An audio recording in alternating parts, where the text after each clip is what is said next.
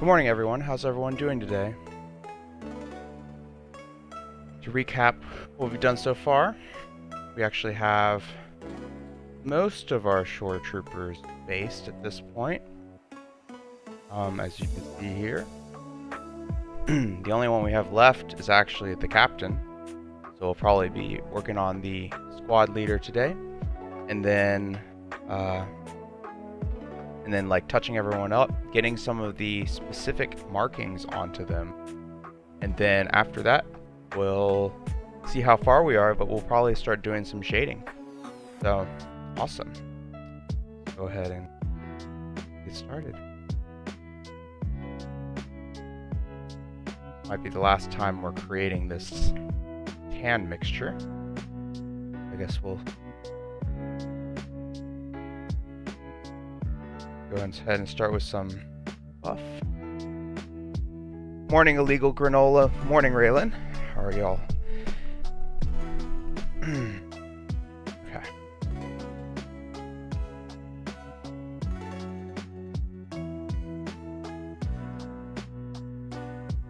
Probably a decent amount.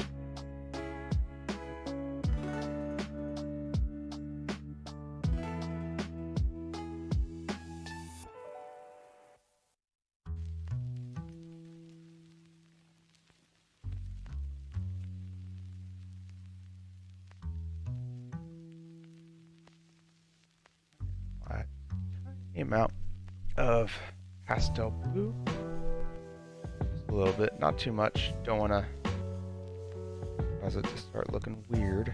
You can always add more.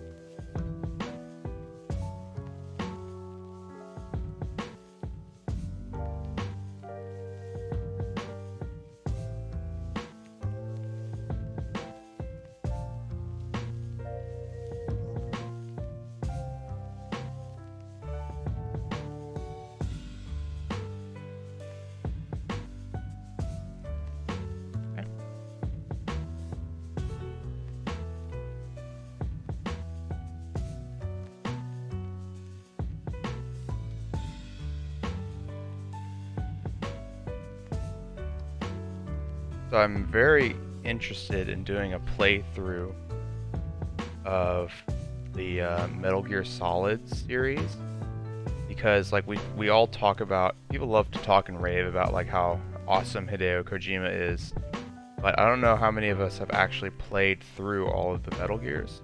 I thought that'd be a really fun stream idea to explore. What do y'all think?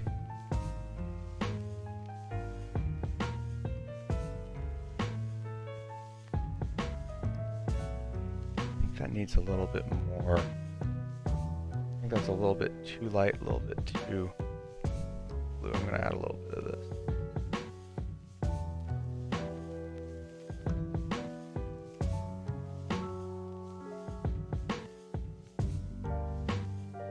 Bring some of the red.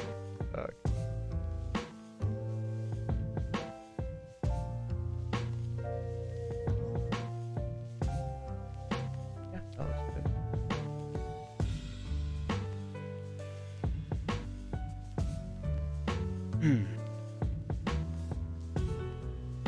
Alright. Grab our primary rosemary brush.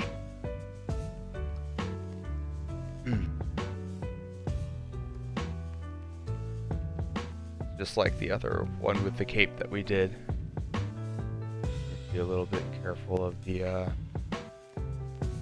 cape, but otherwise it's actually less surface to do. I'll make our brush up a bit, get some water in there.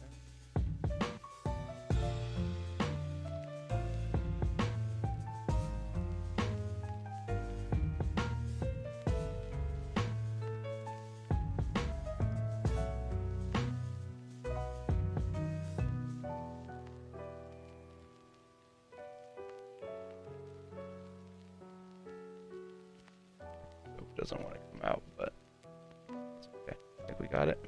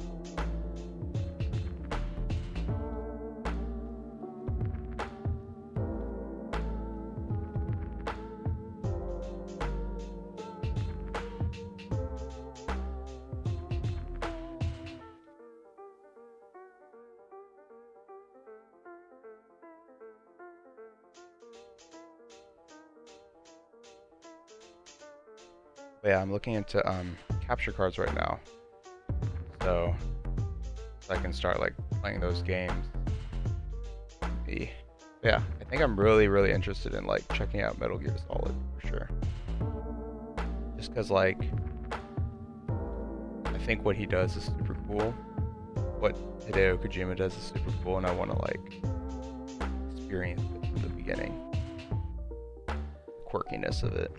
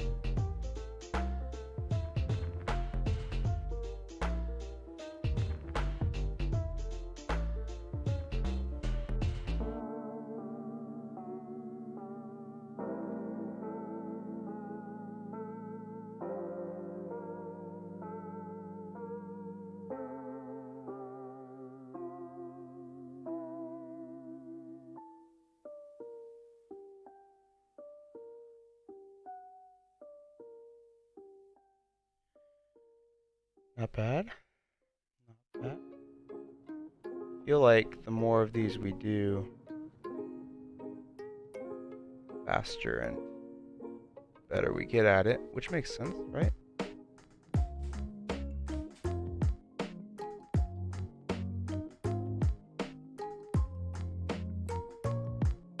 Mistake there, but we can fix it.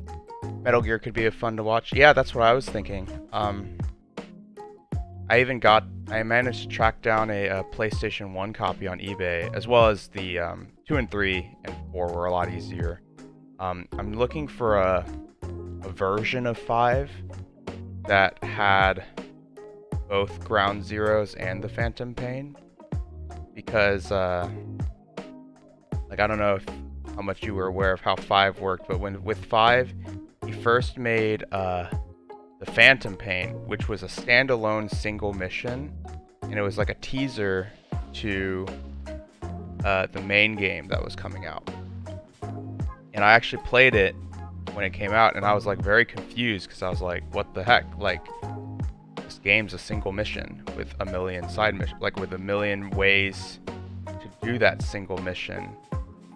But it wasn't like a full game, right? So I was seeing all those memes on the internet about Quiet and stuff, and it's just like, I don't get it. Like, I didn't play this game. I did not play the same game as these people. So there's a variation of it that has a release that actually just has all of it bundled together. It's a little bit hard to track down. So it's not super expensive, just kind of hard to find. But I want to try that. As awesome as it would be to end it with Death Stranding, I don't know if the chat really wants to watch a walking simulator for that long. Though it is almost like watching a movie, so it could be still fun. Because it's almost like you're kind of like doing this stuff with the intention of like being a cool cutscene.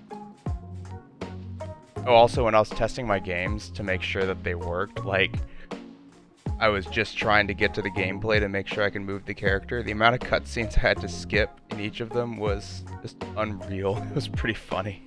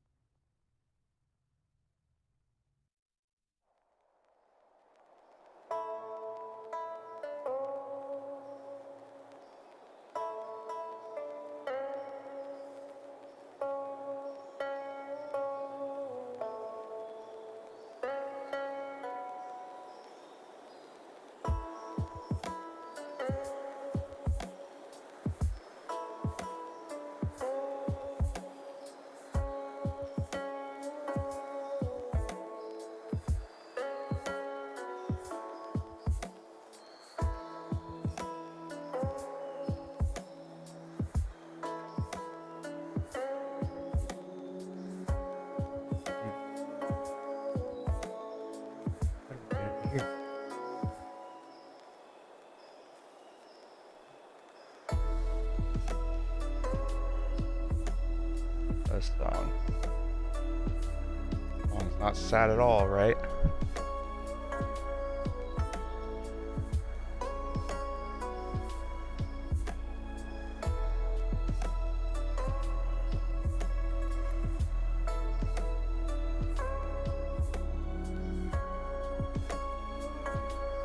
Also, let me know if I need to adjust the music volume, as always.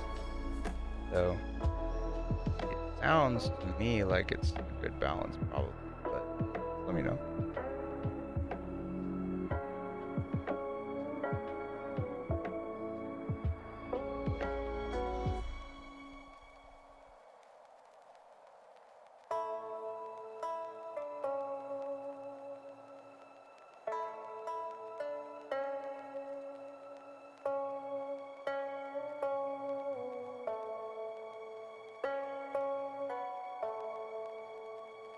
Okay.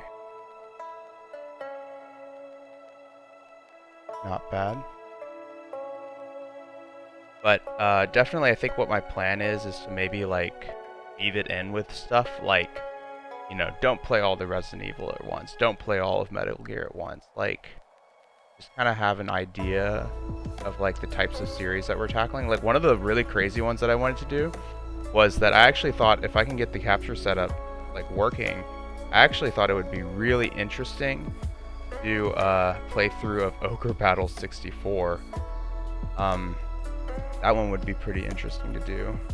But yeah, just like maybe having like certain series that we just keep returning to, like Metal Gear and Resident Evil, but then also having like, well, one-offs, like, you know, not one-offs, but like games that we'll do that aren't like part of a series, like Nier or Ogre Battle or something.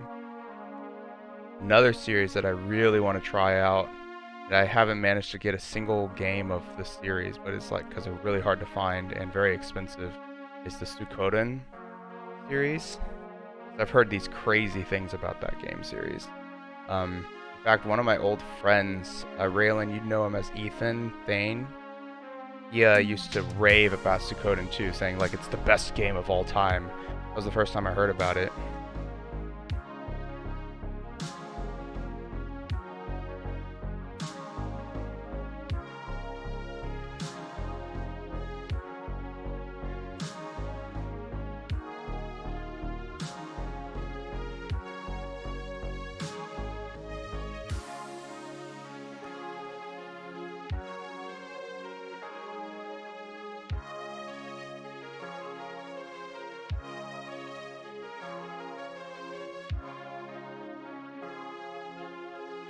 I never realized that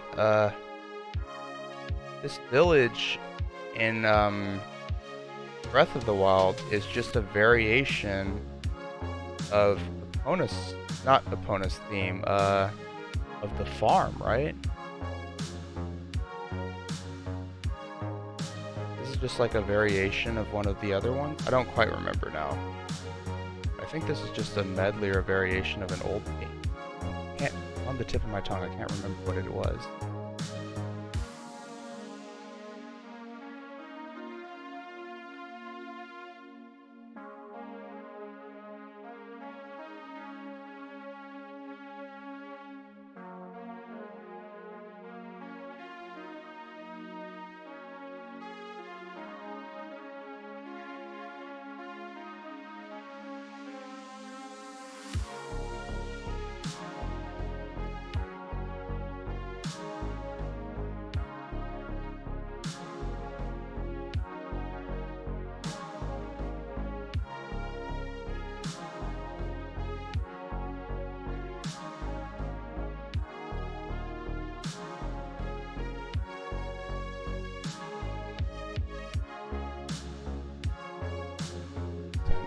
We'll have to come back over these and I think like boost the color a bit.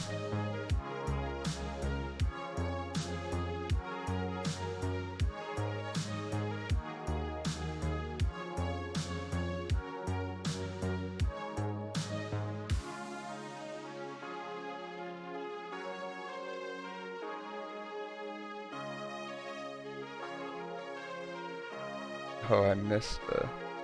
That's fine, we'll just paint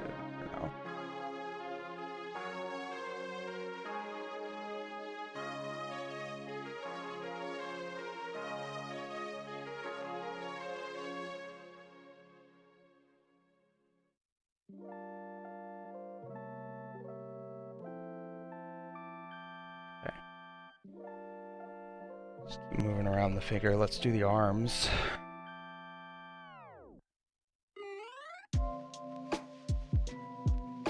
I think I'm finally getting used to like painting in this position. It's kind of took some unlearning a bit to like stretch my arms out further. I like to keep them like really close to me when I'm painting, so holding my arms out like a little bit strange at first. No, it's okay.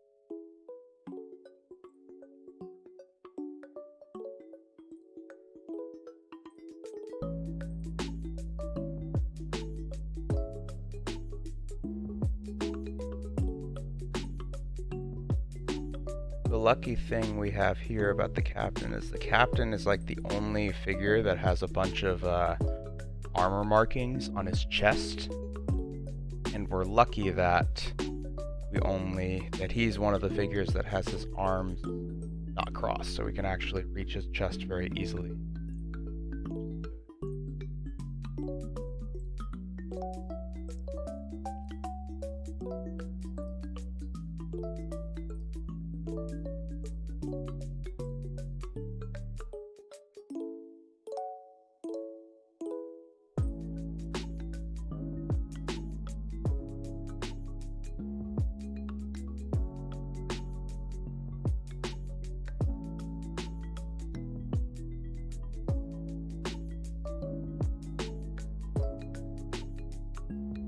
I feel like I'm gonna have to play RE8 pretty soon, because dodging the YouTube spoilers has been pretty hard.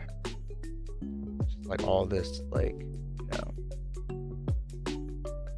I don't even know how to describe it without spoiling it, but like, if we were talking about Resident Evil 7, it'll be something like, you know, this character comes back for the third time scene. Like, okay, great. That means I know until I beat him like this many times, this is not the end. You know, that's kind of annoying.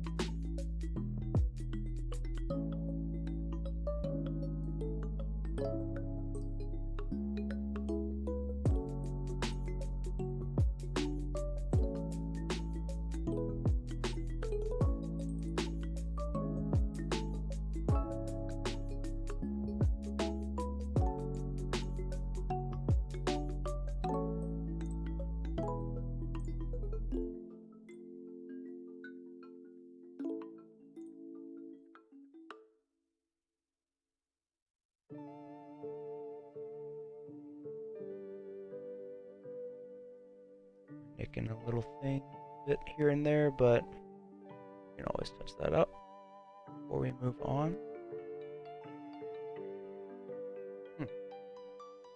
Done.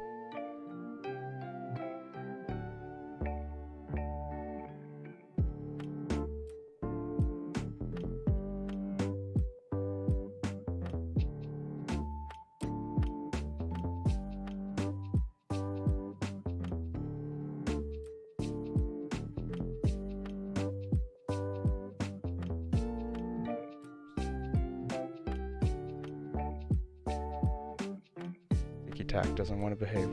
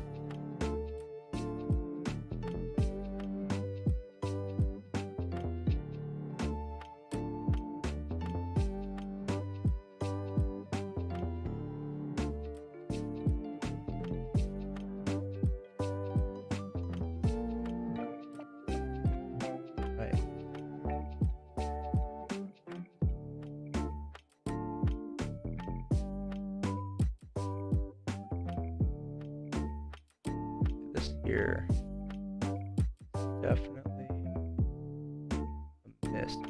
That is definitely supposed to be the inner part of the shoulders. I'm gonna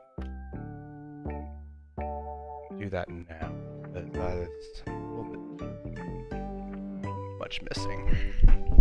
And so we're just gonna fill that in with a little bit of black Templar. This is something that I did for all the black areas originally anyway. We're just gonna fill that up now. Our original brush. I guess I need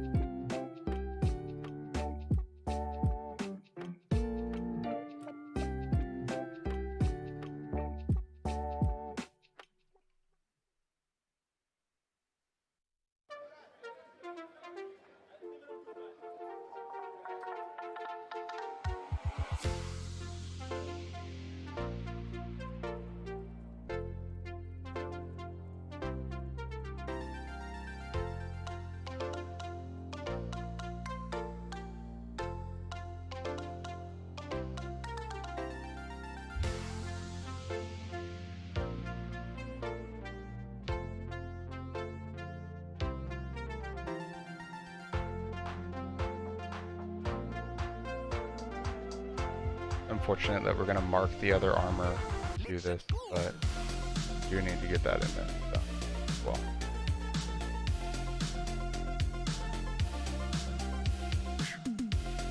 Alright, we can let that dry, fill up the rest of the areas, and we'll go back and touch up this black stuff.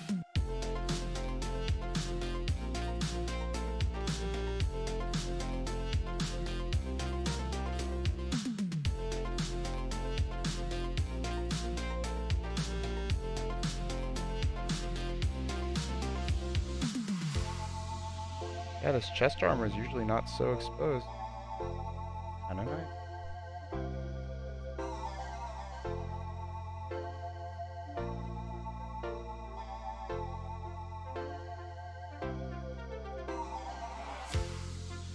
Okay.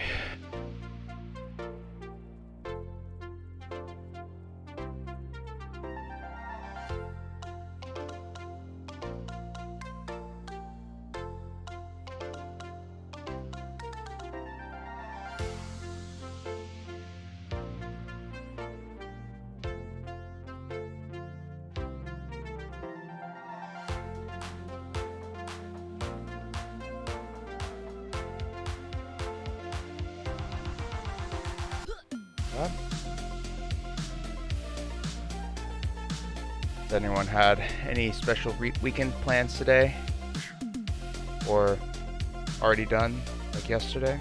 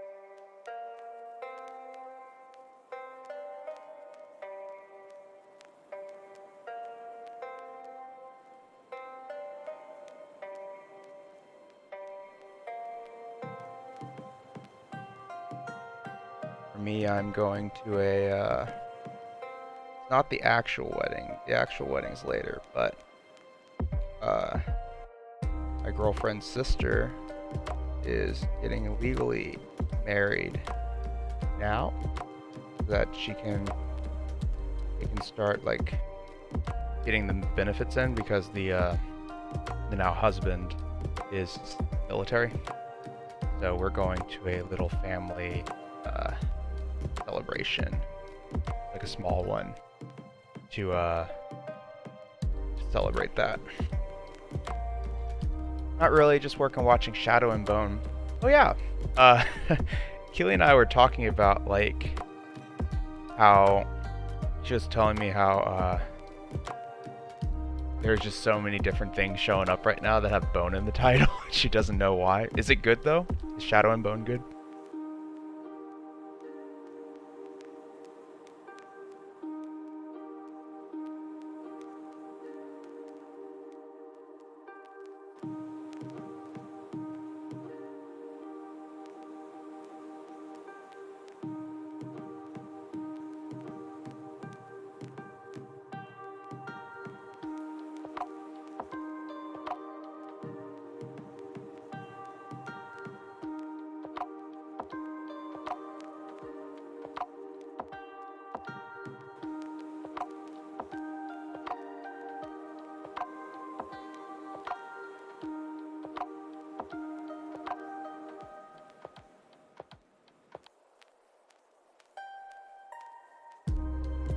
Nicked it.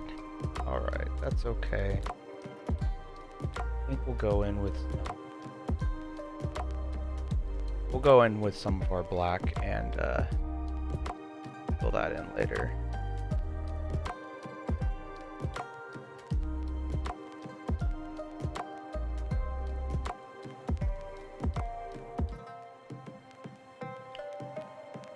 Oh yeah, I'll tell them you said congrats, of course.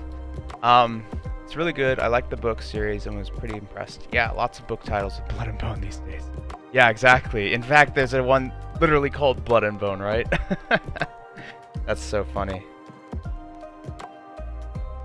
They must have had the exact same think tank and then decided that this was like a high, a high buzzword or something, and then they just came out, a bunch of people individually came out with stuff with that name. They said that's actually not a coincidence when a bunch of movies come out that all seem to be about the same thing. Like when Ants came out at the same time as Bug's Life. Like that's because a lot of production studios pay the same think tank to figure out like what movies are going to be good. And because of that, like they're operating off that same data of like, insect movies. Big thing right now or something. It's kind of interesting.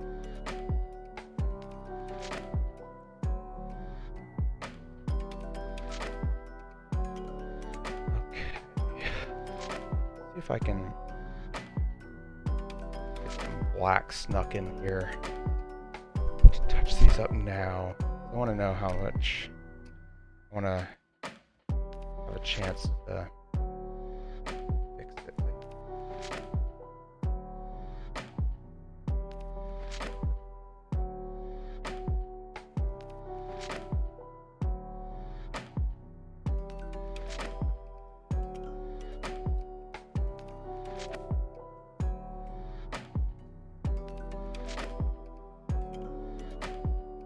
Yeah, we got him.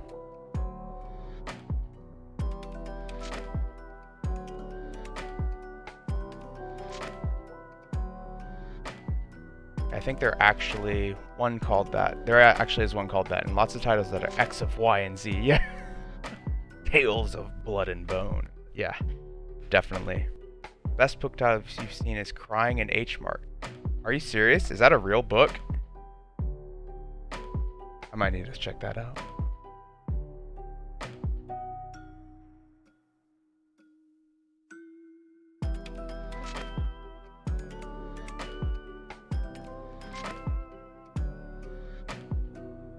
You forgot your hand.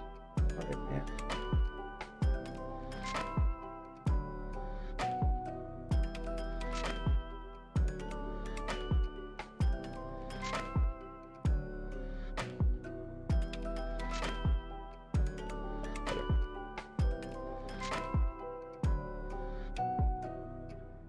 I just realized this thing here is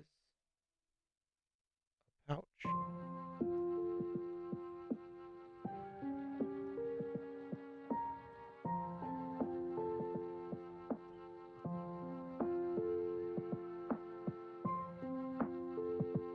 Alright. Not bad, not bad. Feeling happy with this.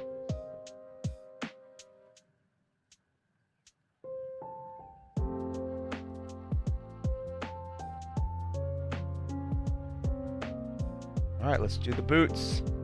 It's a memoir by a half-Korean woman. It's a recent bestseller. I think I'll buy it. I can lend it to you if you read the description, and it sounds interesting. Yeah, for sure. I'll definitely let you know. Though I think Keely might be the one that's more interested in that than I. But, I mean, it sounds interesting to me too, but I bet she's more interested than I am. But I'll definitely let you know.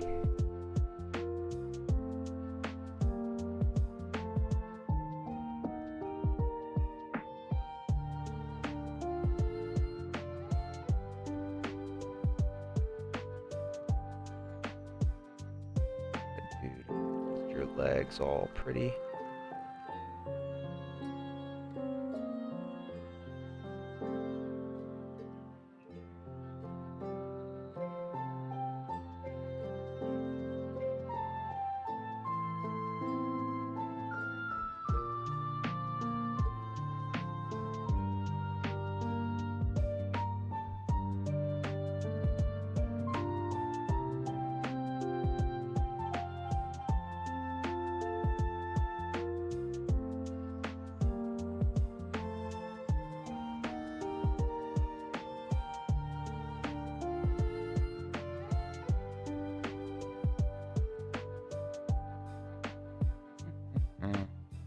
Good. Hello, Build Up Ski. How's it going, man? Thanks for coming back. Thanks for joining us.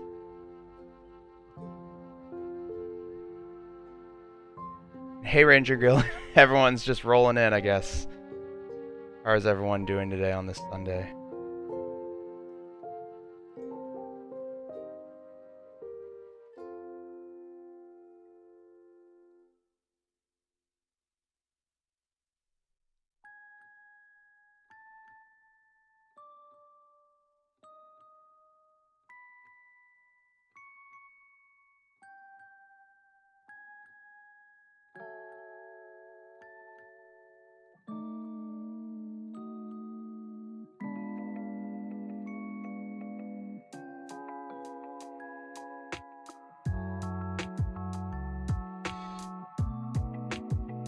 A little too much water on my brush.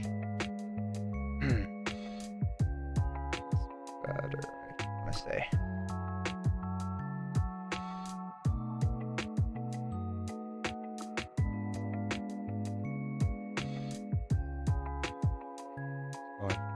Well, I guess try and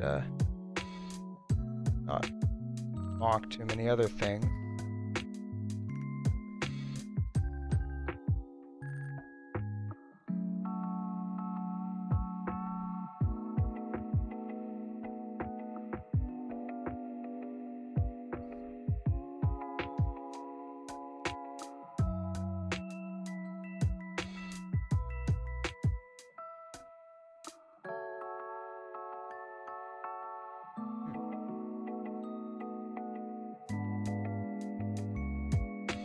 Barely.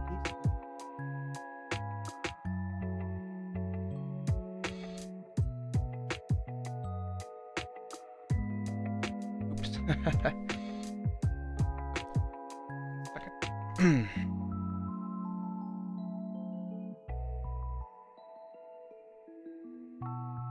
All right. That's such an interesting. I'm actually very surprised that a book called Crying in H Mart. I guess they got. Are you allowed to use another store's name like that?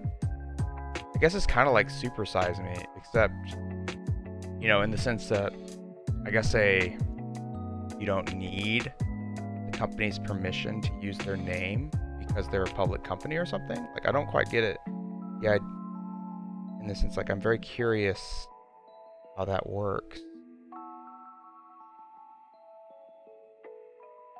Like, H Mart is a store. I call my book Crying in H Mart, and I make a bunch of money off of it. Can H Mart sue me and say, you sold your book because of the name recognition of our name, of our brand, and that's why, so we want to cut? Like, interesting. Or is it just one of those, like, hey, just want to get permission ahead of time?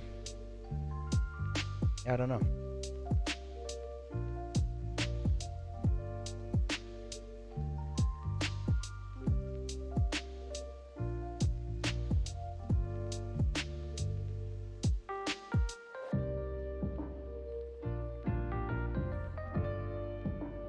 Also, H Mart is still great when it comes to their food and wares, for sure.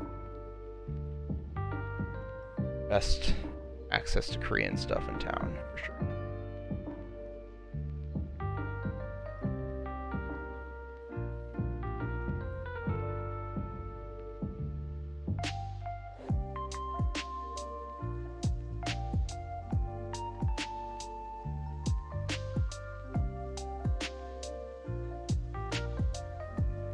This knee pad is like sunken into his leg. What's wrong with this dude's leg? Like it fused to his kneecap.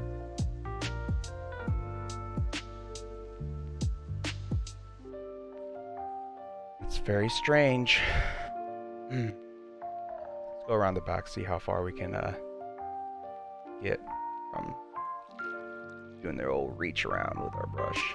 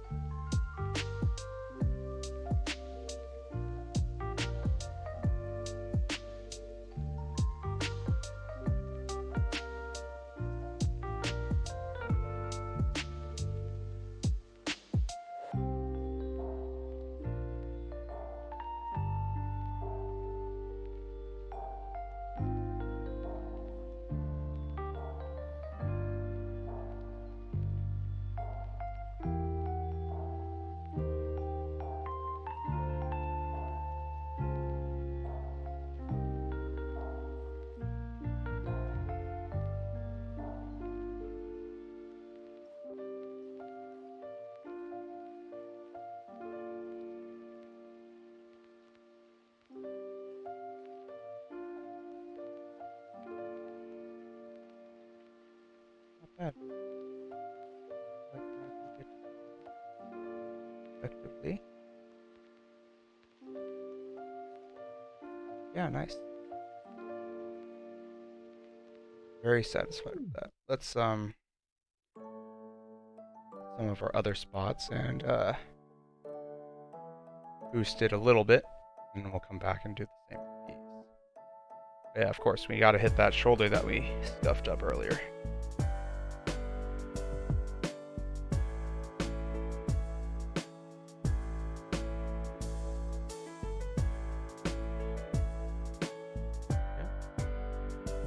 And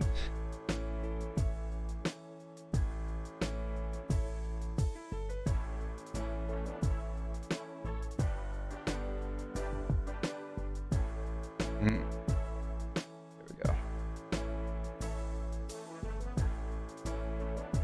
Man, it's been a minute since I played Pokemon.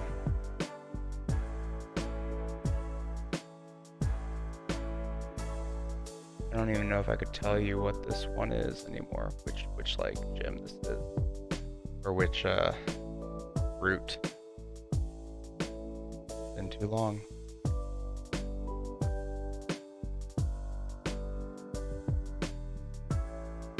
I'm reading a Stack Exchange page about using brand names. I think you just have to make sure that you don't use it in a way that makes others confuse the origin of your book and the actual brand. Huh, okay, so it's like, as long as I don't see that book and think it's by H Mart. That makes sense. That's interesting. Am I gonna play, but if you think H Mart didn't like it, they could say no.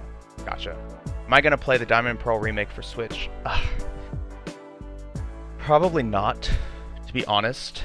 I stopped playing Pokemon after Black 2 and White 2 came out, and because I bought Black 2, I had pre-ordered it or something. I got it, and then I went to my dorm room at the time, sat down, played it to the second gym, and got bored and never picked it up again. That's when I was like, well, I guess I'm done with Pokemon, because yeah, I just didn't have the stamina to keep playing anymore. So probably gonna skip those remakes, unfortunately.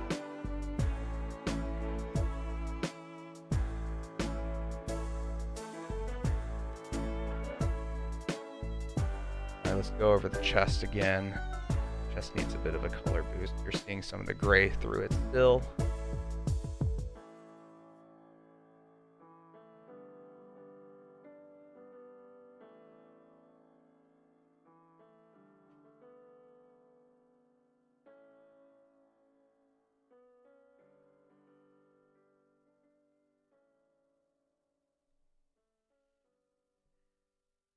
How about you, Raylan? Are you still playing Pokemon these days? We're going to play that one?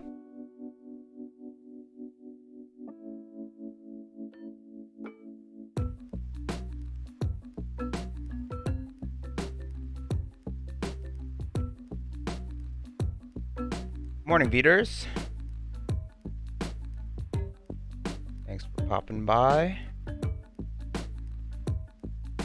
So actually, I'm going to amend my I'm done playing Pokemon statement. There is one exception to this rule, to this, which is an idea that I've had that I thought would be an awesome game for them to make, and incredibly hard and probably the glitchiest experience, but it is an exception. Yeah, probably playing it in the Arceus Legends game, which is the Breath of the Wild Pokemon. Breath of the Wild Pokemon. Okay, I might have to look into that, because I like Breath of the Wild. But, like, traditional Pokemon, I'm not really interested in playing it. But, so I've always had this, like, interesting idea that's kind of based off the Hey You Pikachu systems. Where, like, if you remember, it was like, hey, you Pikachu, and you'd, like, tell him to do things, and he would, Pikachu would, like, do them. So I was thinking, like, you watch the way that the shows in Pokemon are done, and it's like, it's not just, hey, you know, use Thunderbolt, or hey, like, use Solar Beam or something. It's straight up like, hey, like, run up onto the wall, do a flip, and grab his wings, then Thunderbolt him or something. So what I was thinking was, you could take voice commands that you had, like the concept of giving voice commands that they did in Hey You Pikachu, and have it so that you're giving voice commands to your Pokemon, telling them what to do, and then it would interpret it kind of similarly to the way that the old PC RPGs would, where it'd be like, you know, you see a hallway with a door and a green vase. What would you like to do? And you say, like, you type, like, break vase or something, and it'll be like, I don't know what that means, but then you say, like, water plant, and it'll be like, oh, you water the plant, and the plant, like, blooms or something. So it's like the idea of it's checking for, like, keywords and stuff, and would have a certain number of voice activated, you would have, like, certain number of voice activated, like, things that the Pokemon would be capable of doing with the environment. And I thought that'd be really cool. Yeah, it's basically voice-activated Tekken Pokemon. Exactly.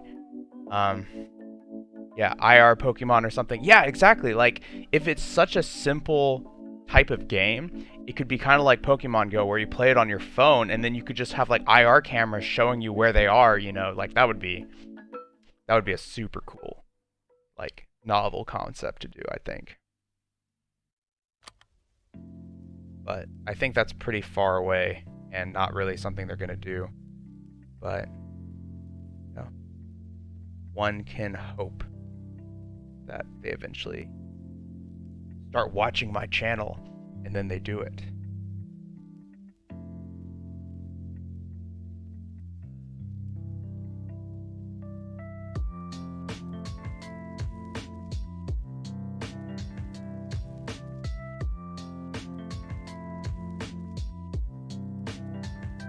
Call it Pokken.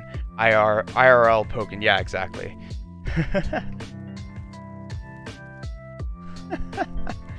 Yeah, IRL Pokken for sure. But that would be pretty interesting, I thought. Like that idea that you're no longer like you're just giving them voice commands, you know. That'd be a really interesting way to introduce, like, yeah, I know they had that like thing where if you don't have enough gym badges, the Pokemon doesn't listen to you already. But like having some sort of like morale meter on your Pokemon, like, you know, your last 5 commands caused your Pokemon to, you know, eat it. So they're not super confident when you tell them your new crazy idea. Like, it would be pretty cool to like, yeah, like imagine if you have like, a little mini game or something in the middle of the fight where you have to like shout words of encouragement to your Pokemon and like get them riled up to like keep fighting. Dang. Possibilities are endless because it's just all voice activated. And we have like Siri technology, so we do know how to like interpret what people are saying. We just need to, you know, come up with an AI made up of a million if statements to handle this. Anyway, that's my brilliant idea. If you see it in 10 years, I thought of it first.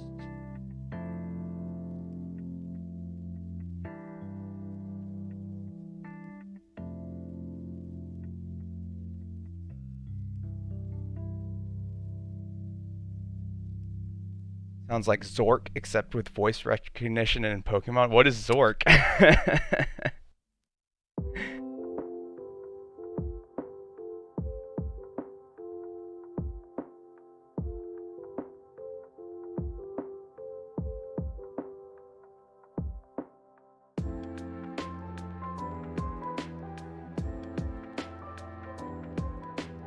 mean, something similar already exists. I would probably go play it because that sounds cool.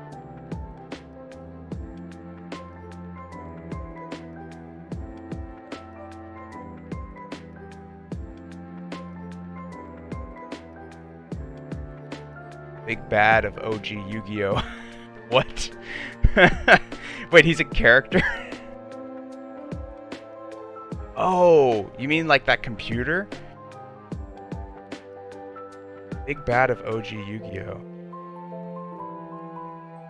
When does OG... I thought OG Yu-Gi-Oh! Is like Merrick and stuff like that, or Pegasus. I think I'm confused. Zork is the old interactive computer game. Oh, I see. Yeah, it's kind of like... That was kind of what I was saying originally. It's like, it's kind of like that idea of like you're in a hallway with a door and there's a vase, you know, and then you just type into it. Exactly. It's like, it's very much similar to that, where you're taking, you know, free form commands, and that's Zork with a C. No one. Zork is the demon inside Bakura. Okay, we're talking about 2 different things. I get it, but yeah, like I was thinking it was kind of like a traditional computer text-based RPG, you know, like it would be kind of a similar like fusion concept, I guess. I don't know. It sounds dope to me, you know.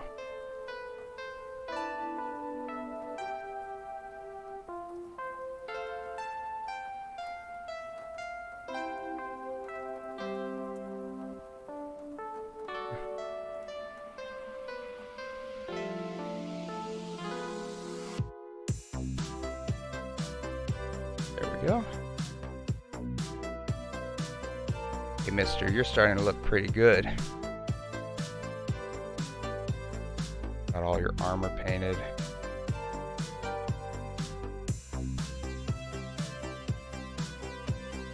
Just checking right now for any that are looking like not quite solid of a coat. We're gonna have to go to the legs pretty soon.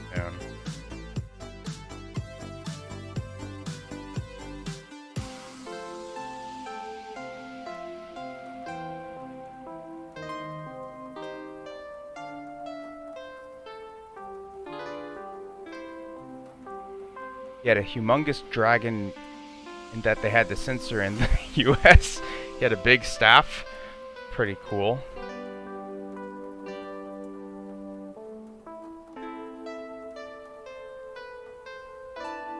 Pretty cool.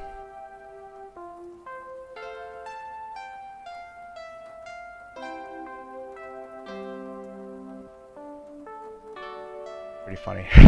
I don't remember him at all. Like, I cannot picture that guy in my head right now. That's very strange. But I do believe you. I'm just, quite honestly, can't remember him. I remember that there was a demon, and that's where it ends, because I thought the demon just possessed, and because of that, like, you just saw, like, Akura with an evil voice, basically.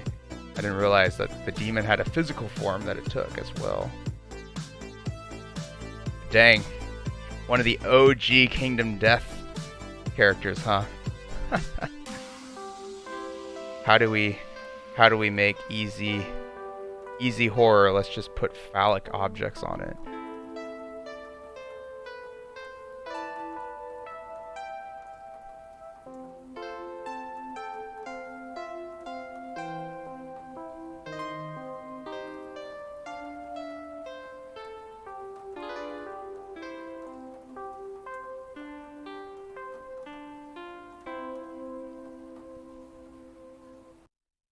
Oh, so Veters, before you got here, I was talking with Raylan about how I've managed to track down some of the Metal Gear games, and one of the series that I want to tackle, and I was thinking of like kind of doing these in alternation, like don't have to knock an entire series out in sequence, but I was thinking one of the ones that I want to do is a Metal Gear Solid 1 to 5 playthrough. I thought that'd be really fun. And we're gonna do all of the PlayStation original, but the most up-to-date version. So like Substance and Subsistence instead of I'm gonna get the names wrong. Snake Eater and something else. Sons of Liberty and Snake Eater.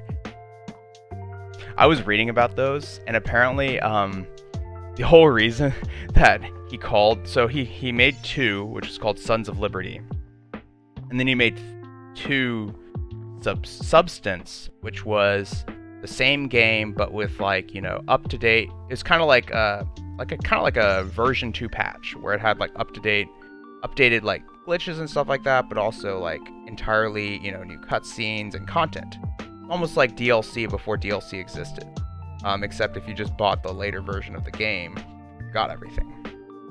Apparently the whole reason he called it Substance was just he had a favorite band in the US who came out with an album called Substance. So he was like, cool, I'll just call my game Substance. Pretty funny. Yeah, it was at the very end of the show, the mangaka explained he drew it because he was tired and lonely. What? That's such an interesting excuse. I wonder...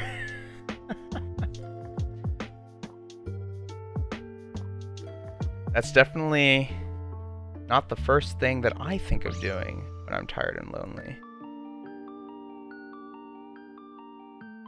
That's pretty funny.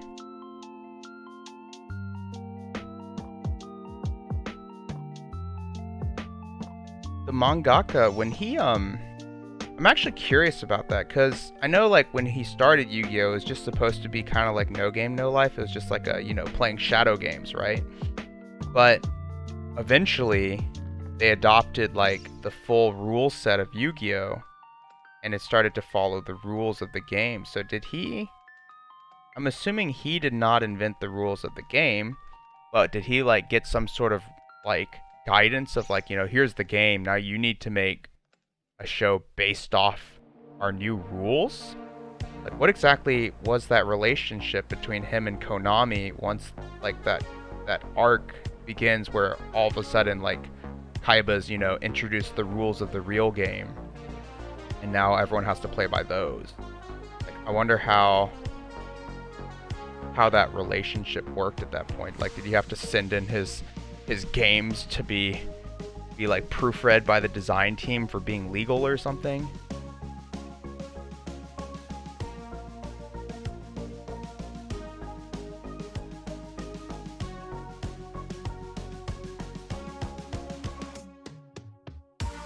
They went back into the past when Yugi was Pharaoh.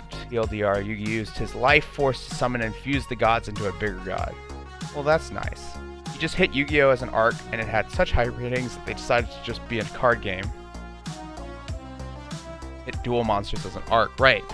So my point is that, like, when it turned into Yu-Gi-Oh! When Duel Monsters turns into Yu-Gi-Oh! Was the mangaka the same mangaka at that point, and they just,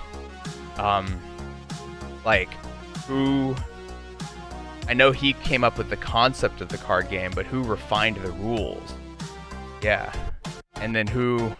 Does this mean once the rules have been created and he's in that, like, you gotta play by the rules arc, did he have to, like, submit stuff for approval or something? Like, that's what I'm curious about, I guess. But...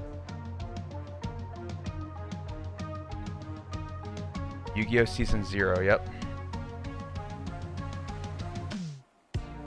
Oh, he did DSOD as well? That's pretty cool. Yeah. Yeah, I'm just thinking, like, in the middle of the Duel Monsters arc, when there's the Duel Monsters arc that goes up to Pegasus, and that's all, like, him just kind of, you know, BSing, basically, in the sense that there are... He kind of, like, makes up the rules of, like, oh, my thing's a fire type, so it, like, does extra damage to your water type and all that stuff. And then... After the Pegasus arc, you end up in the Kaiba tournament arc, and that's when you can tell that, like, the card game has been created in real life. And I'm curious, at that point, was he, like, how did they coordinate getting him to start,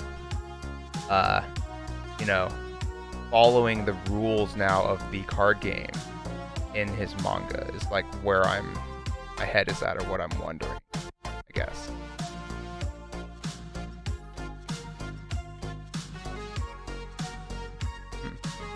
Pretty okay. Let's go ahead and touch up one of our other guys who had gotten nicked in a few places. I think it was along the Cape Bottom, yeah.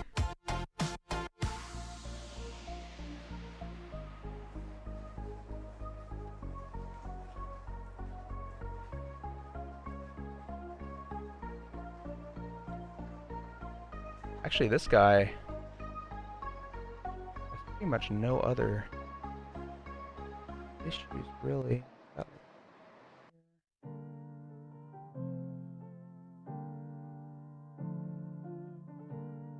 But overall, he looks very good. Maybe he just said, insert cool duel here, and Konami Pros made a duel. That's pretty funny. That'd be pretty interesting to see, though, for sure. Yeah, I'm really curious how that worked, but... who knows, I guess. Oh, I was testing the my Metal Gear 4 disc, and as it was installing, it was a really long installation screen.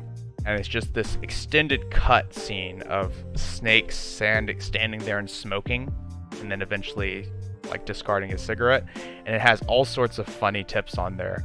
One of them is like, where they're like, be sure to dispose of cigarettes properly when you're smoking or something.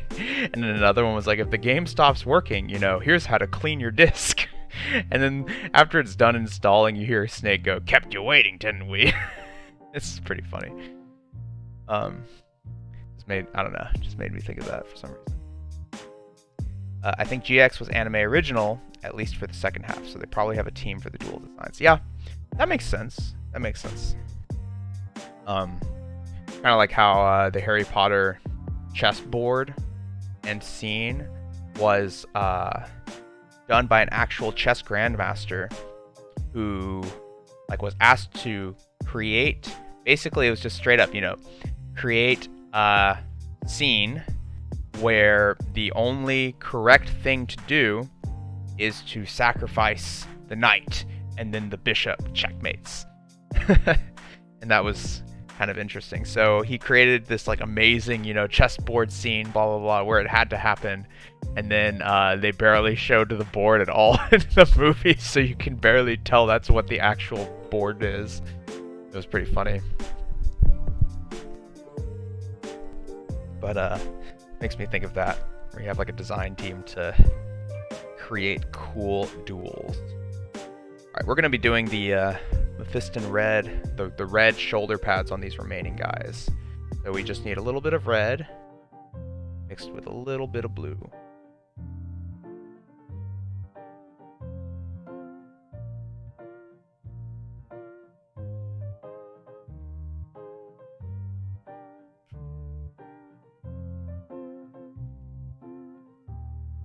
And we're going to be using flat blue for this.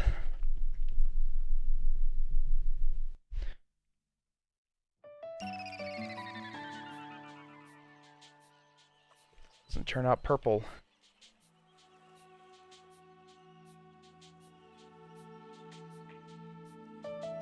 It kind of is.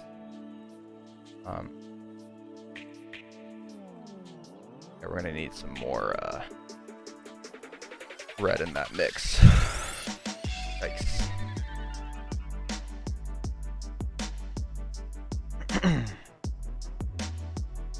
But yeah, the next thing we're going to be doing is we're going to be going in and doing some of our armor markings the next hour. So the story was that the artist started with Yu-Gi-Oh! Season 0, where the main character was just supposed to be the king of games. Literally any game that they came up with. Yeah, it's like No Game, No Life with the Shadow Realm inserted into it. Like No Game, No Life, except there's no weird lolly incest in it.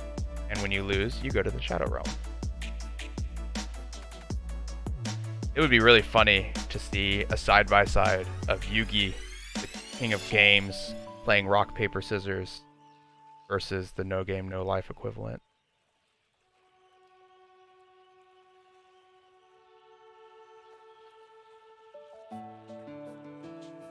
Okay, this is, I think, the dark red that we're looking for. Some water in here.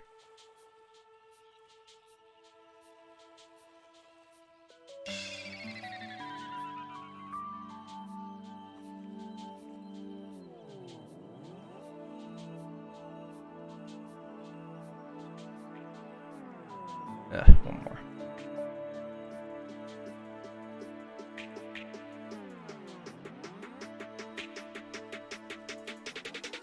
This is our red, by the way, that we ended up with.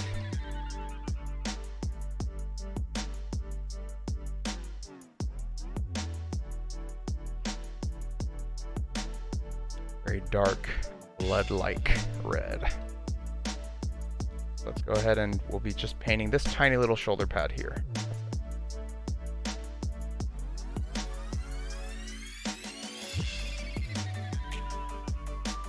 Technically, the Shadow Realm wasn't a big thing in the OG. He just killed people. They added it more prominently later as censorship in the US. That's even better. Oh my goodness. That's really funny.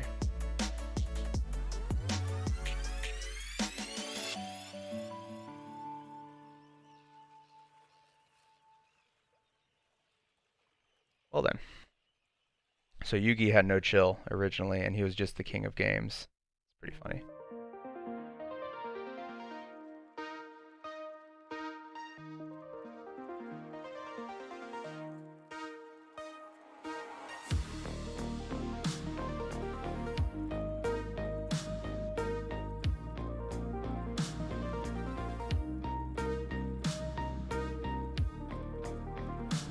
Oh, this is not gonna be fun. That tucked in arm's gonna be really hard to get into. Let's try it though. Go like that, I think.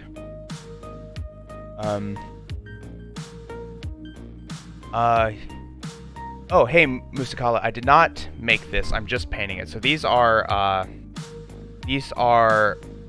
pre-made figures from Fantasy Flight's Star Wars Legion. So during quarantine, during COVID, I'm trying to paint up an army of these guys.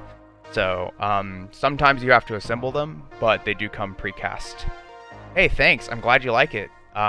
This is what we do on Sundays. It's pretty fun. Get to see how they show up. What is this song? Let's find out. Actually, I don't have my Spotify up on the computer that I'm looking at. Let me just really briefly go look on the computer here and see. This song is Hyrule Field, but it's like a Game Chops variation of it. So I don't know which Hyrule Field it's supposed to be, but it says Hyrule Field. Example, they were in a diner, and a guy with a gun holds them hostage. He made a game where they can only use one finger to use for the next 10 minutes. Choose only one finger to use for the next 10 minutes. Guy chooses his trigger finger, Yugi chooses his thumb. The Guardian battle theme. Yo, you're right. It's like a chill version of that. That's actually kind of interesting. Did not pick up on that either.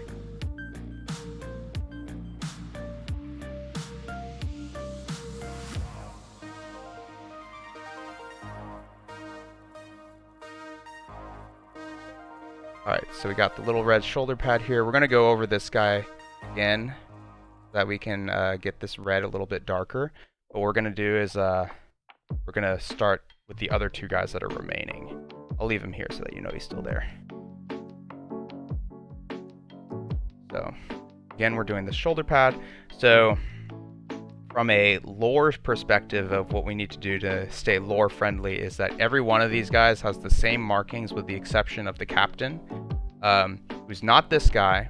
It's gonna be but it's gonna be the other guy that has the little like tunic around him. I think they're called commas in Star Wars. But as the guy starts pouring alcohol, Yugi lights a lighter and balances it on the guy's hand above the alcohol. So if he shoots the gun, the lighter lights up the vodka. That's just hilarious. That is so funny. It's just that type of that's just the most like smart guy anime trope ever. There's this group of YouTube content creators. I actually think they're from the Austin area. But they like do a bunch of anime tropes, and there's always that really funny aspect of like, you know, when the smart guy in the anime walks in and he comes in, he's like, you can walk out from that couch. I know you're there because I walked in and the average room has, you know, 6 billion molecules, but this room has 7 billion molecules. It's ridiculous.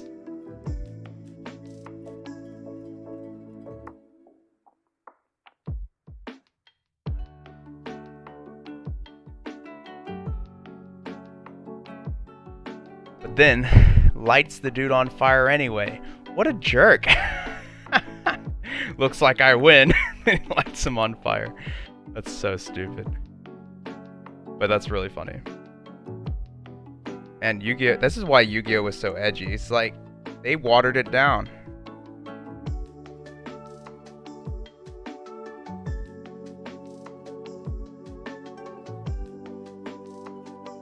That's interesting that they introduced the Shadow Realm as a form of censorship in North America, which makes a lot of sense, but then they actually managed to incorporate it into the plot, right? Because there's that one point where Mokuba is like trapped in the Shadow Realm and Kaiba's trying to save him.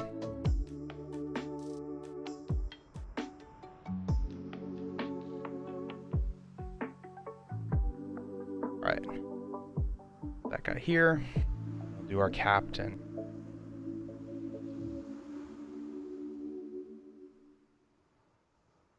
And then the Duel Monsters game had the highest rating, so Konami hired an American company to make the card game, rules and all.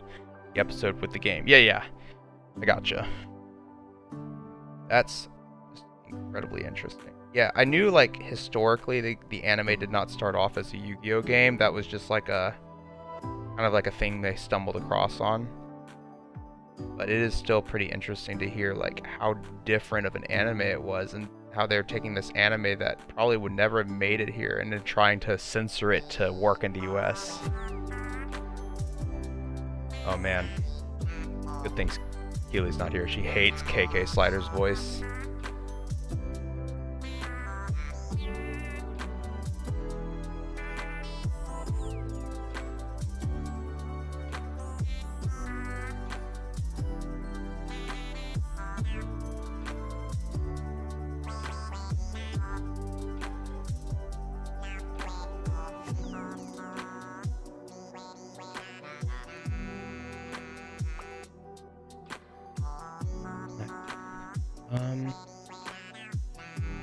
There's this little gap in here where the shoulder plate could be, like where that red plate could be, but it's so hard to get to. I think we're going to go ahead and cut our losses on that one and not try to do that. Also, the captain will have plenty of other markings on him, so I think it's not really a big deal if we do that.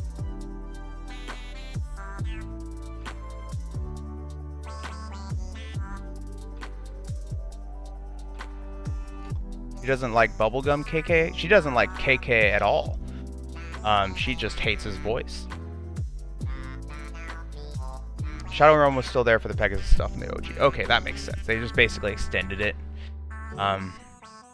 Oh, the Shadow Realm already existed, but all duels that said you go to the Shadow Realms generally just where you die in the original. I see. She doesn't like bubble. Yes. Which makes a lot of sense, because they're like, you know, there's buzzsaws attached to your life total, and when your life total goes to 0, the buzzsaws cut you in half and send you to the Shadow Realm. Like, you know, it's pretty... That censorship is pretty apparent. Alright, this guy... I don't know if the camera can pick it up, but when I move him in the light, you can kind of see some different variations in the shade, which is what we don't want. So we're going to go over it another time to make it consistent, darker. Season 0 and 1 were just fillers until they finished the rules for the IRL game. That's why. Okay, that makes a lot of sense. I see. That is super interesting.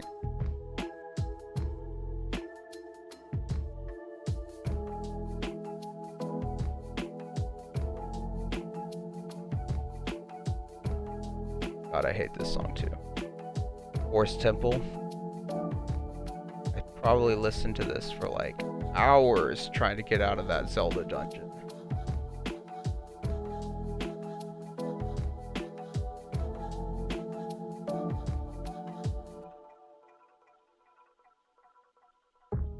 Alright, we're going to go over each of these one more time, then we're going to start doing some of the more interesting designs on the shoulders.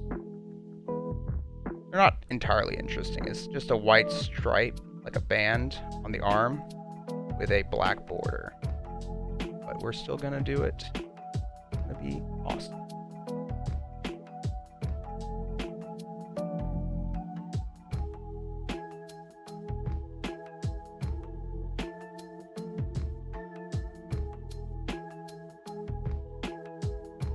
Alright. And then our fearless captain over here. So the captain has... Everyone else just has a white band across the shoulder like this. The captain has a blue, like, a light blue, like, kind of upper... Imagine it like a sensor bar or something, just like all the way across the top half of it, top, like, section of his armor. All of the Duelist Kingdom rules were the game in development. For example, QA and product testing. That's pretty funny too. So that really means that they messed around with like element weaknesses and stuff like that. That's actually pretty interesting. I mean, that's how Relinquished made it through testing too, right? Relinquished is busted. I mean, not anymore, but at the time.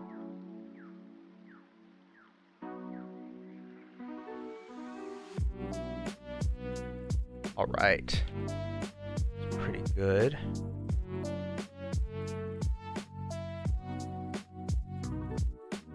Alright, so let me check my guide. I use a color scheme guide by a guy named Zerastro, but let me check that to see what exactly am I using for the colors of the white stripe. So that would be pure white, and then we're gonna just do black. Okay, that makes sense to me. Gotta get some flow enhancer as well. So grab that up real quick. So yeah. Alright, gotta grab my flow enhancer.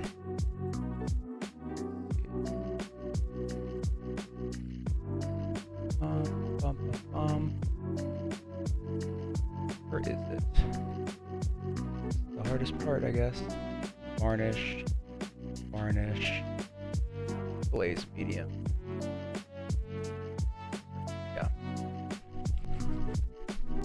Alright, so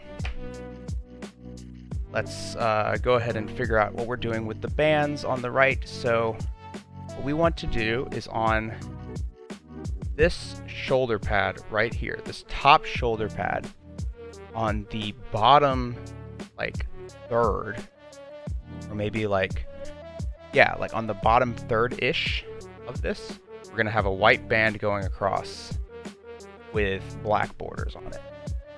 We're going to be using something called some titanium white, the white, and we'll be using just straight black, the black, and then we're gonna mix in just a tiny amount of glaze medium. So what glaze medium does is it's kind of like water, but it causes it to kind of maintain its paint consistency, and it allows the paint to like give you straight lines basically. So start with our white. Prepare our white over here.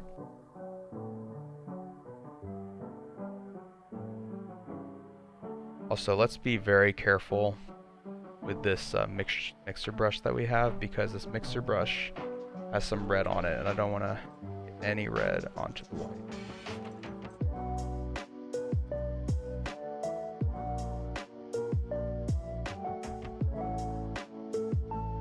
Got to make sure that like none of it's coming off as pink anymore. Yeah, that seems relatively good. And then we'll mix a little bit, just a tiny drop or two, just a little bit of our glaze medium on top. Start with that, see what that looks like.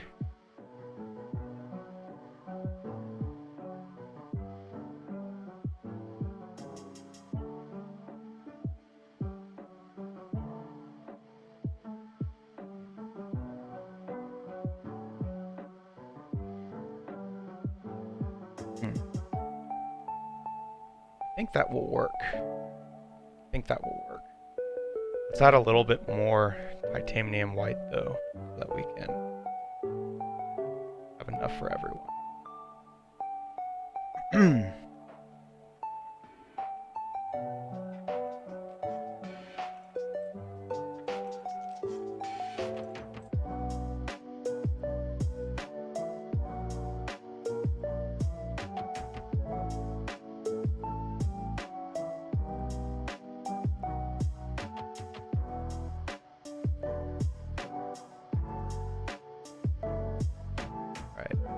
That works.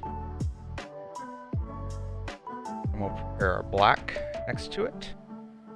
So we'll be using just regular Abaddon black, but this is just any black's gonna work basically.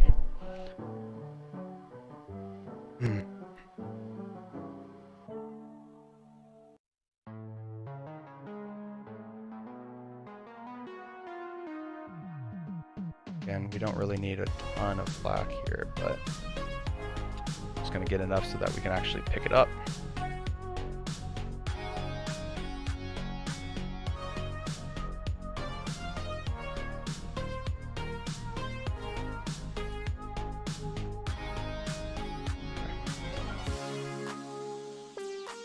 Alright, we're going to go for it. Wish me luck, you all. I'm going to get my reference image up so that I know exactly how high up I need to do it. Yeah, so we're gonna do like here basically, because it needs to be just below the or rather just above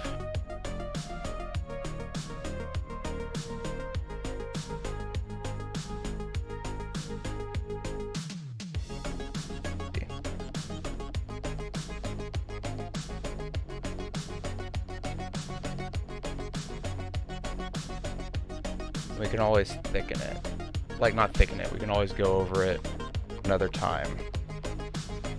Make it darker or whiter.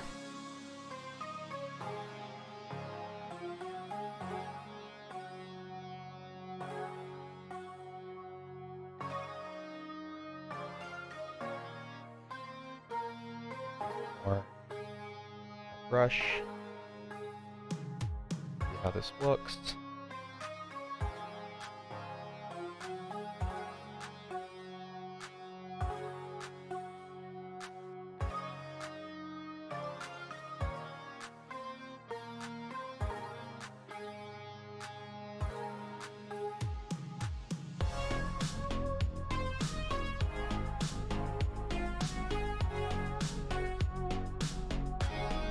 Okay, that looks okay.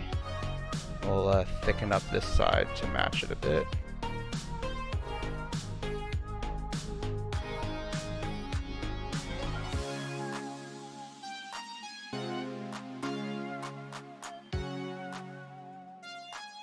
Like that, see?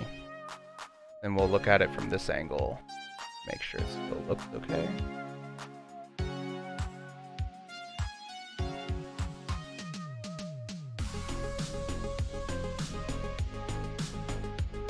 These freehand ones are really scary, but ultimately it's not gonna be them. Okay, cool. And now what we're gonna do is we're now gonna not draw over it, but we're going to right next to it, as if we drew over it, do our black. Let's do the easier one, which would be the bottom line.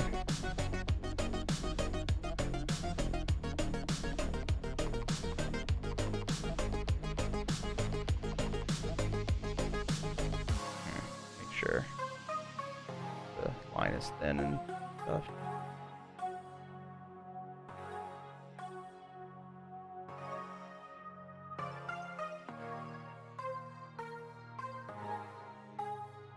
The other side. Alright,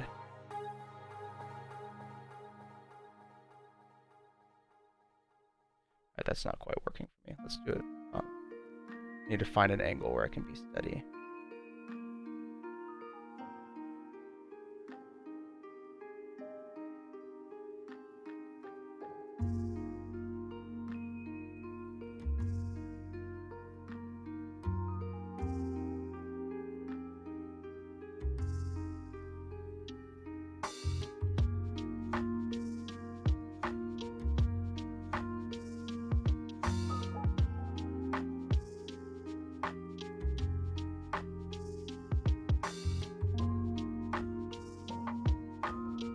I think that looks okay. A little scrappy, not bad. Edge in there. Okay. And let's do the next one, do the top one.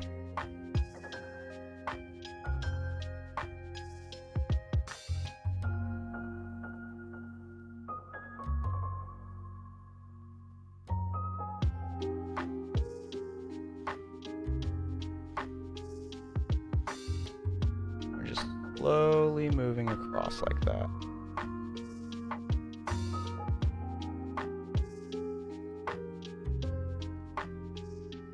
I'm gonna lay him down. That way I can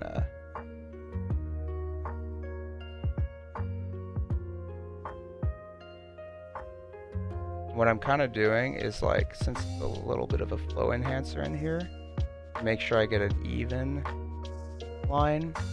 I'm kind of running over it, kind of like each brush stroke is half of the previous one, half of the previous area, so that we get kind of like a consistent little thing going across.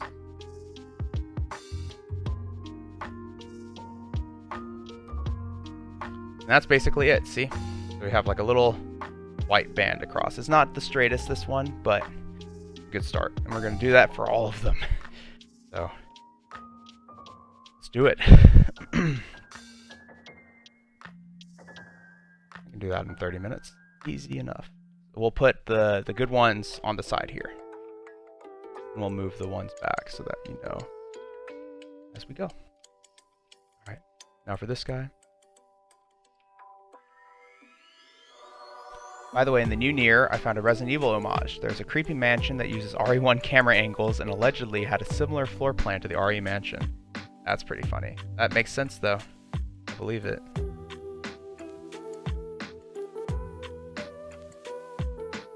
We're gonna, once again,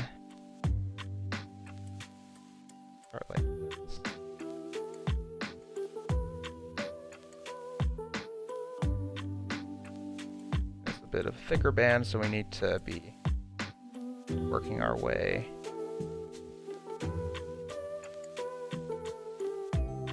Kind of like that.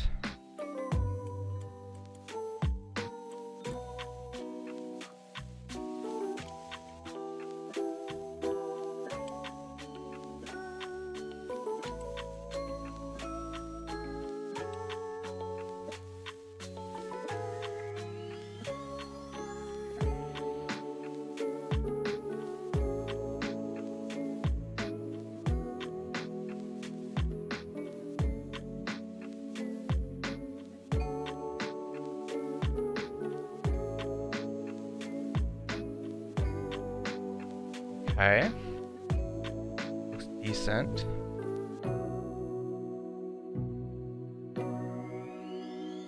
Let's go over this with a second pass through though, so that we can make sure it's solid enough.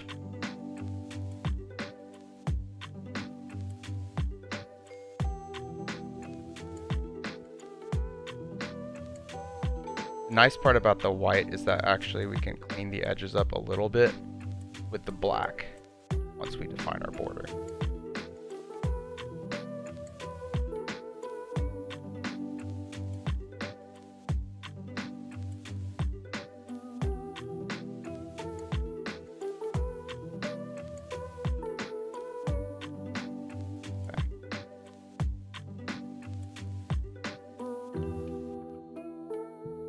That looks good. Let's get those lines on.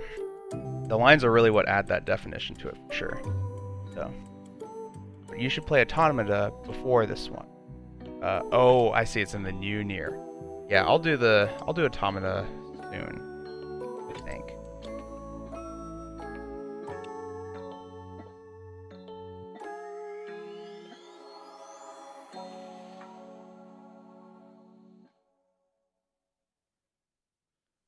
Looks like we got a little bit of a deviation. That's okay.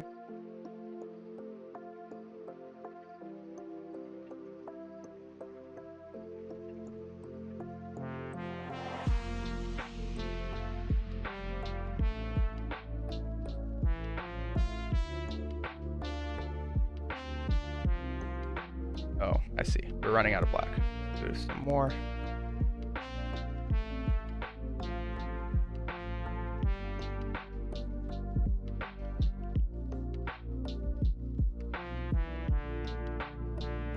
Let's do this side.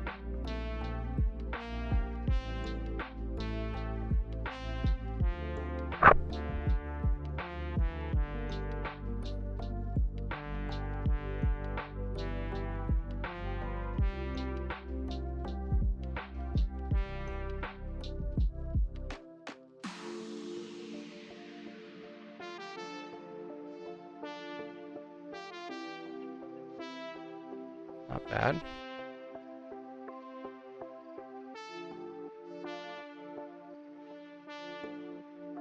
We actually still have some of our original armor tones, so what we can do, go in here a little bit with the original tan, ever so carefully,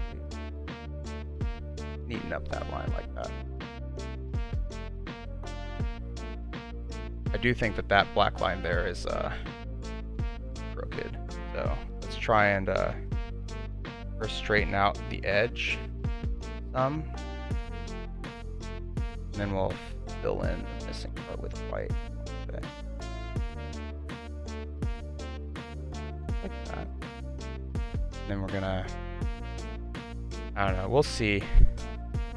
Honestly, it looks okay, but see if we can get some white over it.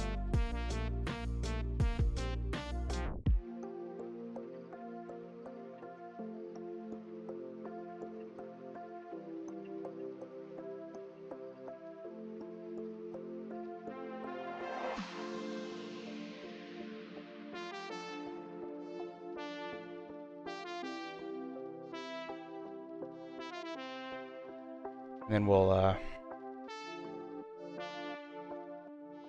finally go in with some black. and trim up that edge one last time to make sure the bottom's actually coming. That's pretty much it. Nice. Got another one. At 5 minutes per figure, we should finish in time.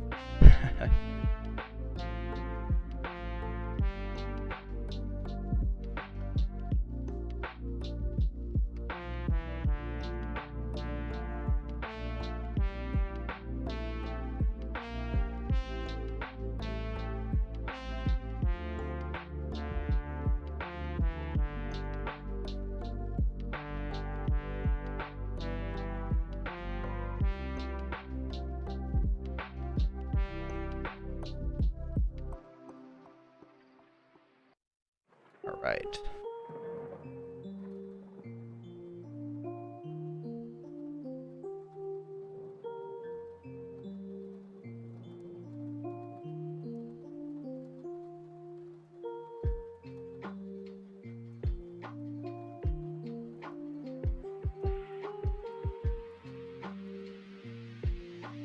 You want to make sure in this step that it still looks great to a degree, like it looks, you know, the right mount, I guess.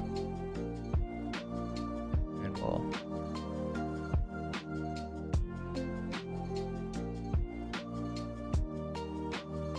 we are going to be shading directly over these markings in a bit, so it's not entirely important that we get this, like, you know, amazing white finish, but we still want to be trying our best.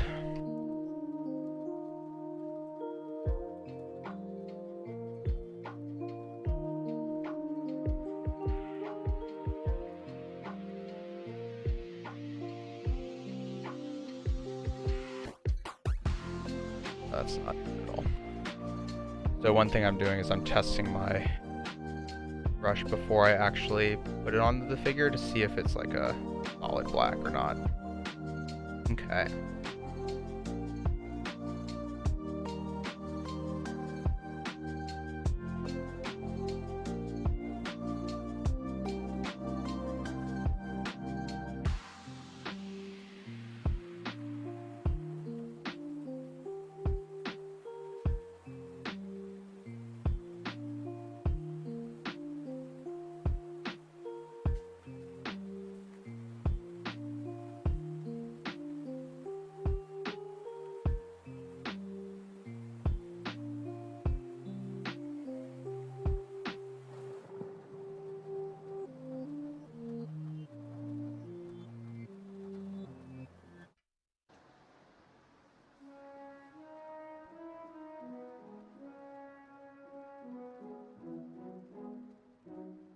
Hey, that looks pretty good.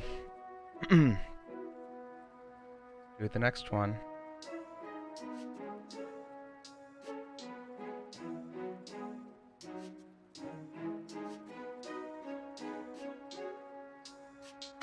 And I want to play Chrono Trigger again. That'd be fun. Oops. Bit of a mistake, but we can fix that.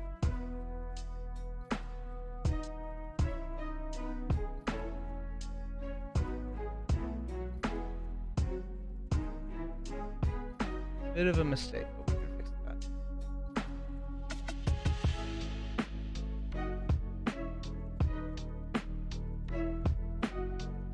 Try and get a point back. There we go.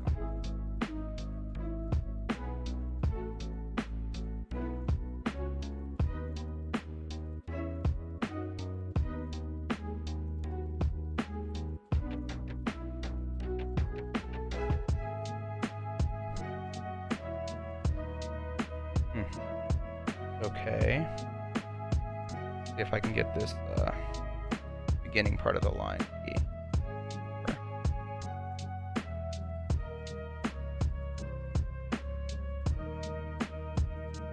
Okay, I think.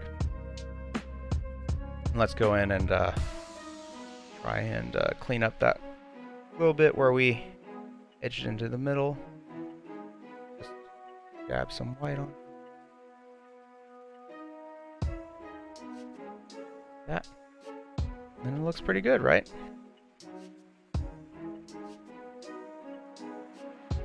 Gotta channel our surgeon hands right now.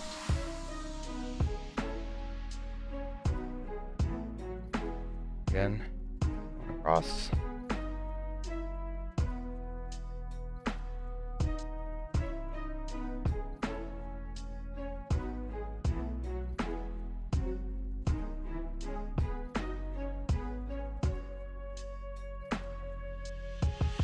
Runner Trigger would be good to get another remake, I bet. Such a good game. Maybe it's already on like the store as DLC though.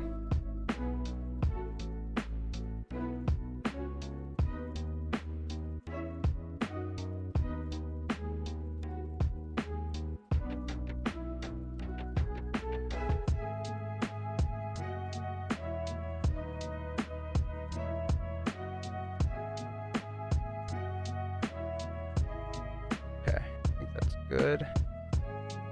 Oh, it's tapering off here. There we go. Now for the black lines.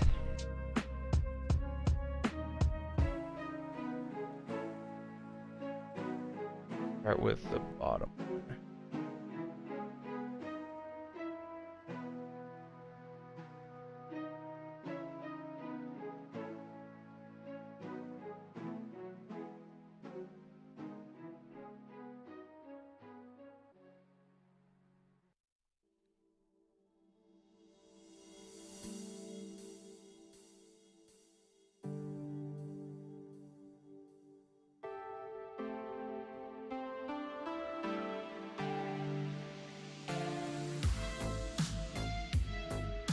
This one I think we got a little bit too low, but that's okay.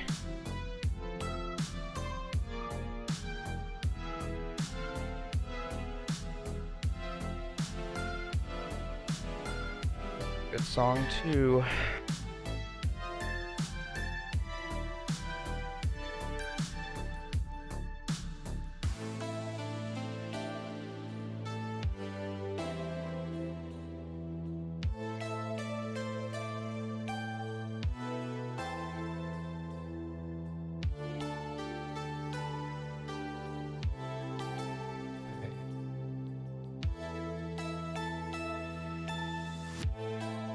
Trying to boost the white again. Also, I'm probably gonna have to run over that black a second time on the bottom half because not quite dark.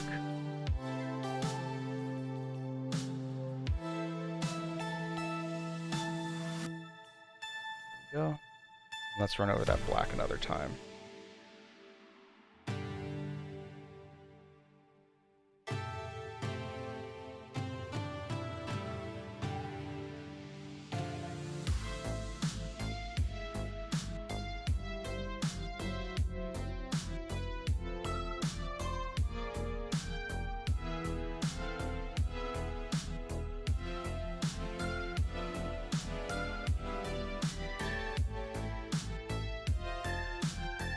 That's good.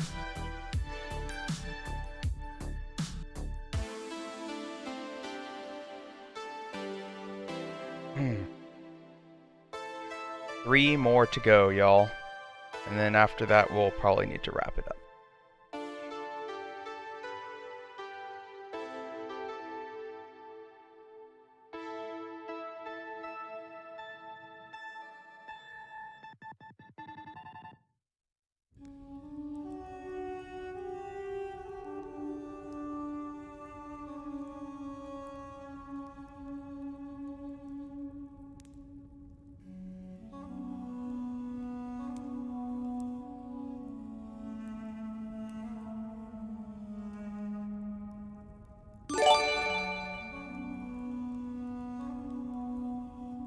Hey, TLE Saunders, thanks so much for the follow.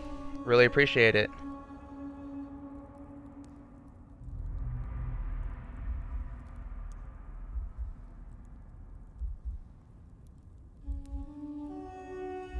Alright, we need to boost that white. It's a little bit too thin.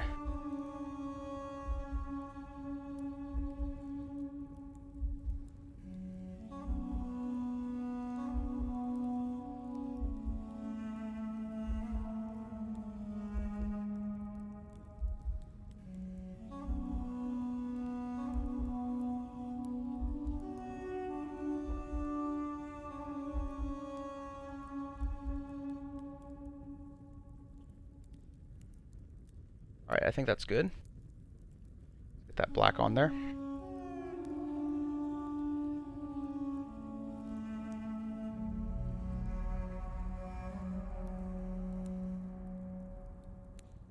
The bottom one again.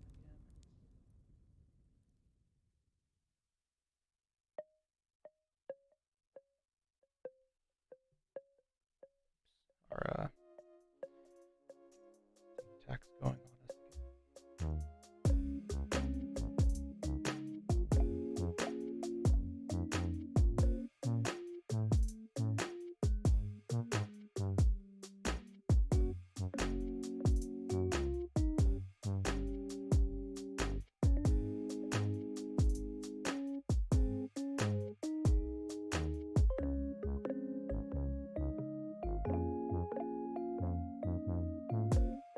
Okay, let's do the top one, see how it looks before we make any edits to that.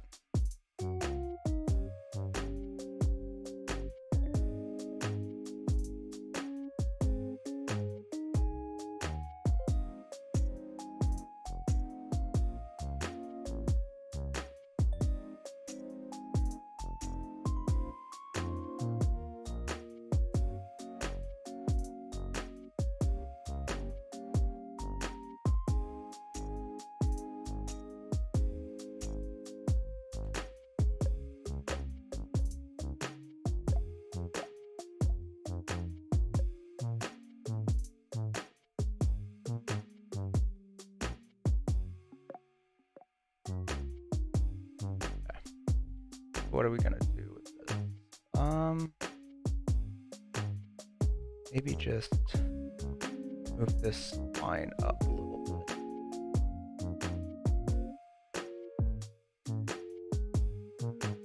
That. That looks okay, right? Yeah, let's go on to the next one. We got two more. Making good time, I'd say.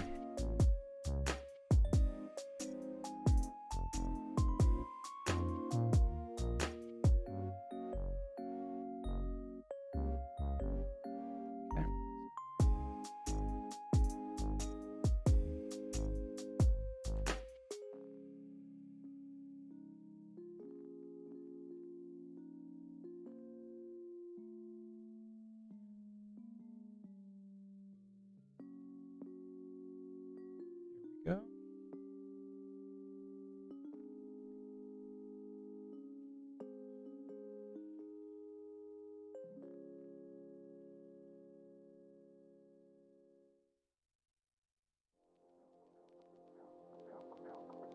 One has a really big shoulder. That looks good. Add our black to that.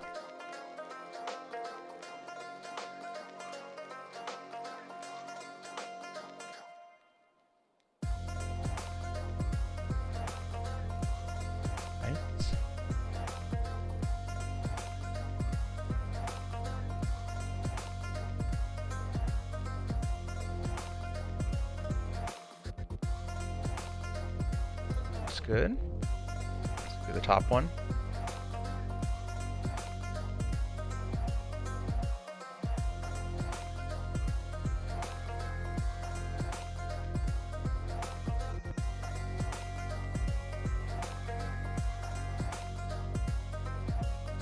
A little more thick, not on purpose.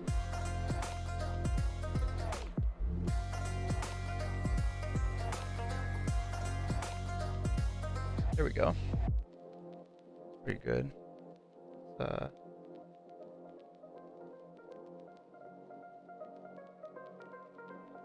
makes it better. Okay, that looks good. One last one. El Capitan. I'll confirm that he does actually still have that mark. Oh, he does, but it's over a blue. Yeah, he does. Okay.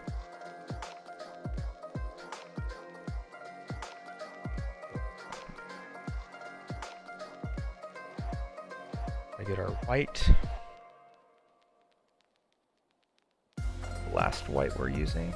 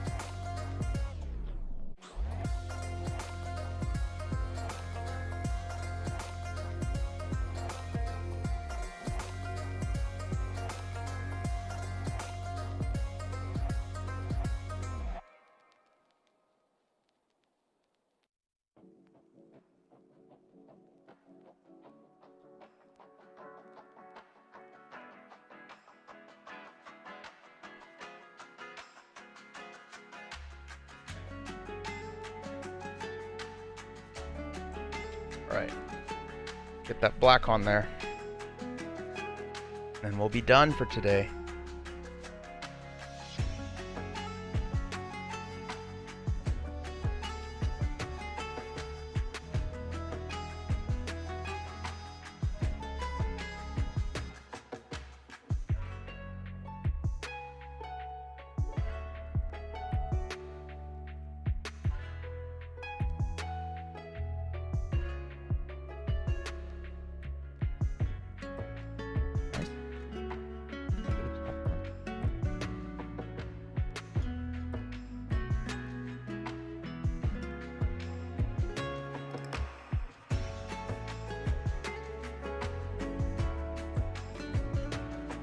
Man, what a chill Gerudo desert.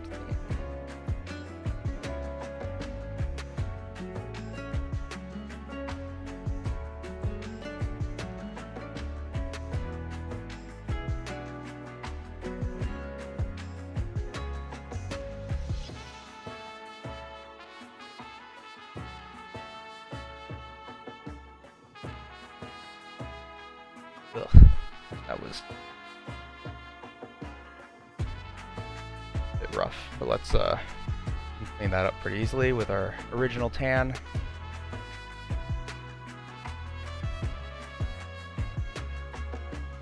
Make sure our brush is dry first though, jeez.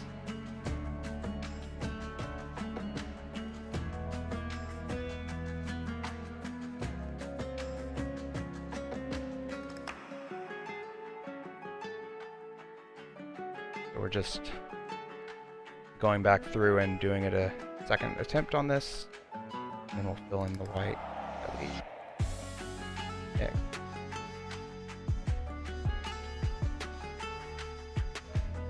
Like that. We'll go in and clean up the white.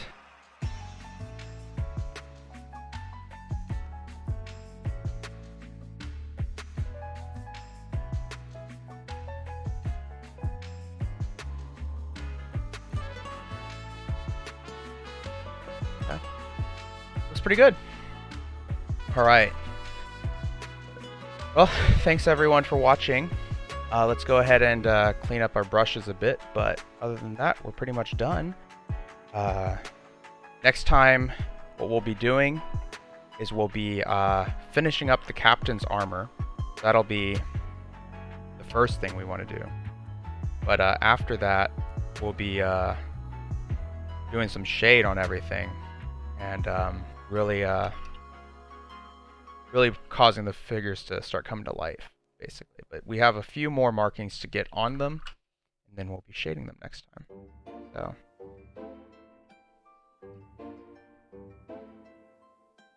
okay, get that guy up. Get our number 2, second brush, put that in there. That one doesn't seem very dirty.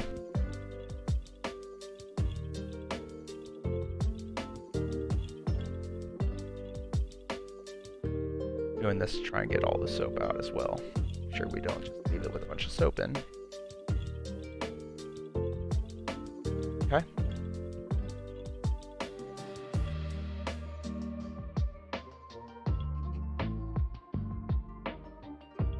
All right. Thanks everyone for chilling with me. I hope you all enjoyed the stream. Next time we'll be playing is on Thursday at 8:45 Central PM. And yeah, so we'll be playing Hades on Thursday, and then back on Saturday in the morning again at this time, 9 a.m. to 11 a.m. Central, we'll be playing some Tekken Ranked again. So yeah, thanks everyone for stopping by. I hope you had a great time, and have a great rest of your Sunday. See y'all later.